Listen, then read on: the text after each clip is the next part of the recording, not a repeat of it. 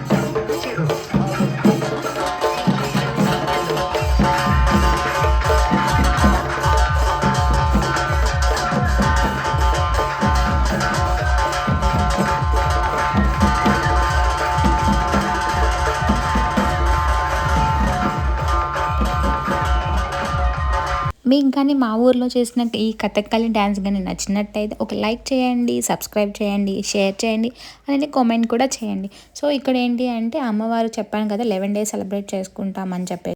So అలా మేము 11 సిడిబండ్లు కడతామన్నమాట. అమ్మవారు వాళ్ళ బ్రదర్ అనమాట. ఫస్ట్ 2 ట్రాక్టర్స్కి అలా ఉంటాయి, మిగతా అంతా ఓన్లీ అమ్మవారు మాత్రమే ఉంటారు. ఇదంతా అమ్మవారు ఎక్కడెక్కడ నడిచారో అవన్నీ తిరుక్కొని లాస్ట్ అమ్మవారి దగ్గరికి వెళ్తాయి అనమాట. డైరెక్ట్ ఇంకప్పుడు టెంపుల్ దగ్గరికి వెళ్తాయి. సో ఇది అనమాట. నెక్స్ట్ మొత్తం ఇంకా ఉంది వీడియో, కంటిన్యూ చేయండి, స్కిప్ చేయకుండా చూడండి.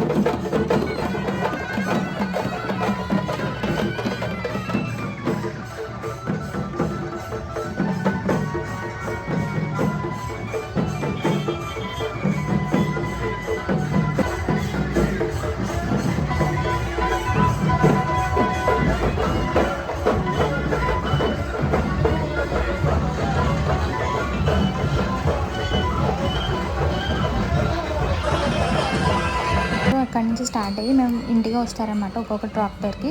సో ఫస్ట్ ట్రాక్టర్కి మేము కొబ్బరికాయ ఇచ్చి ఇలా వాటర్ పోసి పసుపు కుంకుమ వేస్తాం. సో మేము కొంచెం దూరం వరకు ఇలానే అందరూ చేశారనమాట అమ్మవారికి.